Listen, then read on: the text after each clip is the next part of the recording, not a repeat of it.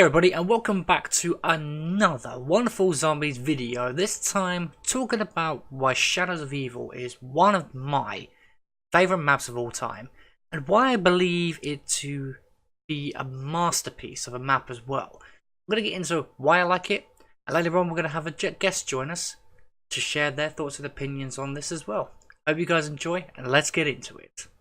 First off, I want to get into the design. Shadows of Evil is a 1930s, 1940s noir style piece set in Morgue City, Chicago, and I love the jazz vibe of the map.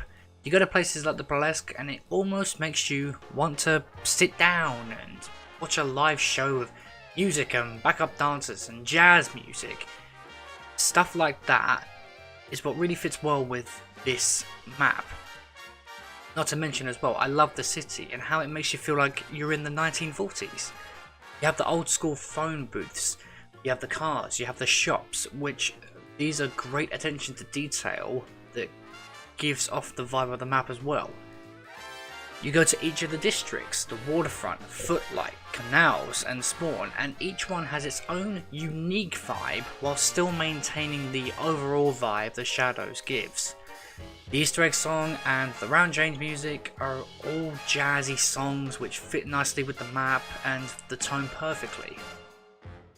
The colours, the textures and the little attention to details that a map just needs, it goes along with it really well. The tram is a nice little addition as well, especially with the voiceover, and it's nice to jump on there and go around and have kind of a tour of the city as well, so they do a good job with that. I really enjoy the gameplay of this map too. I find it refreshing that we have to do a challenge to actually get Pack-a-Punch and not just simply flick a switch. Wonder what map started that trend. But you do these challenges and you're rewarded Pack-a-Punch, and it was the first map as well to introduce the elemental upgrades. That combined with the Apothecan's Servant, which in my opinion is one of the best wonder weapons we've ever had. It's literally your get out of jail free card. Simply shoot one shot and then you're out of there, you're safe. Getting the swords is a nice challenge as well, especially when you upgrade them. And if you want to go for the high rounds, that sword is highly recommended because of its infinite damage and the Hell's Retriever like effect. There are multiple training places in the map as well, so you're not all confined to one spot, and you don't have to kind of gather in one area, and you're very tight for training as well. Every single training spot in this map has more than one exit, and therefore you have more people that can find their comfort zone to get to the high rounds whilst training as well, and those multiple exits, they make for a great escape effect as well. Which leads me into the layout of the map, and that's where this truly shines. You can be in either of the districts and you have multiple choices to get from one area to another. You can take the rift, which is a quick access, you can take the tram, which is more of a scenic route, or you can walk and really take in the atmosphere. It's never a major hassle to get from one area of the map to the next, and that was one of the biggest issues for me with Die Rise, when you're constantly waiting for the elevators, or if the box is here and then it spawns up there, you have to go around the entire map just to get to the box again. That was just not efficient, but Shadows is by far very efficient in that sense. The story of Shadows is one of the best written stories we have in the overall Ether storyline. You have our four main characters. Jessica Rose, who is an aspiring actress who was caught with a producer and then seduces a camera guy so the pictures don't get leaked to the press and therefore she kills him. You have Floyd Campbell, who has the power to be the best boxer in the world, and to take down his nemesis, he cheats and puts brass knuckles under his boxing gloves. You then have Nero Blackstone, who was once a famous magician who does all these tricks and dibs and dabs, only to be bogged down in debts, so he kills his wife, stages it to look like an accident, and claims the insurance money. Then you have Jackie fucking Vincent, a corrupt cop who was investigating the mayor, only for the mayor to turn around and have a spy put on him. But what does Jack do? He kills him, so no more information gets leaked out there. Each of these four are stuck in this hellish version of Shadows that was overrun by the zombies.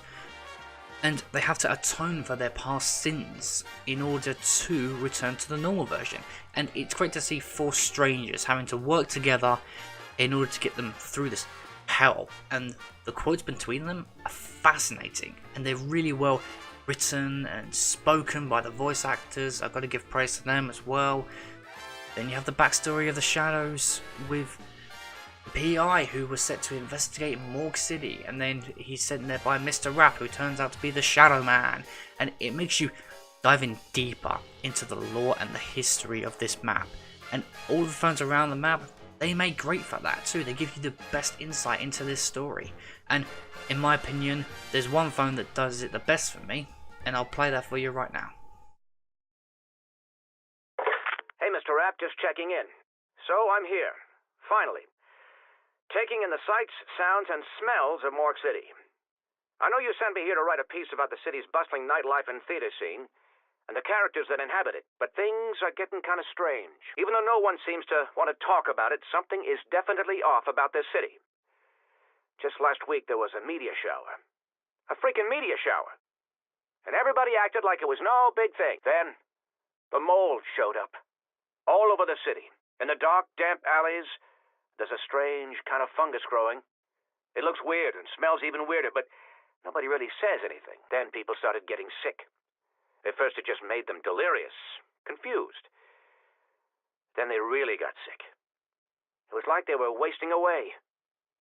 People finally started talking about it. I spoke to one guy in his 80s, a fruit seller, at the local market. He said something similar happened in New England in 1882.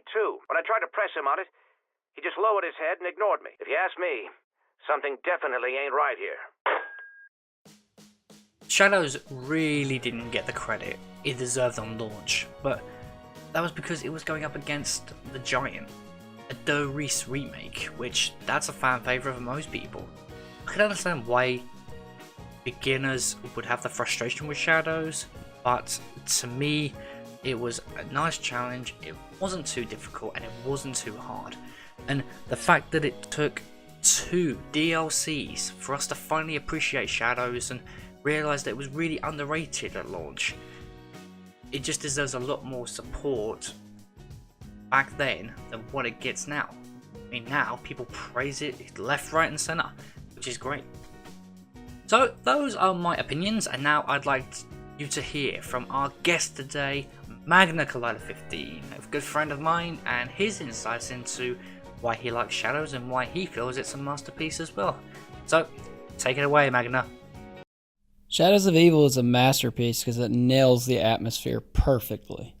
From the rain and the Chicago feeling jazzy vibe of the whole map, all the way down to the Cthulhu mythos with the lost city being hinted, and then running past the districts and seeing Finn O'Leary's place, and seeing Owl's hats, and seeing the Mob of the Dead plane fly over after you pack a punch, and everything is just so nice in that map.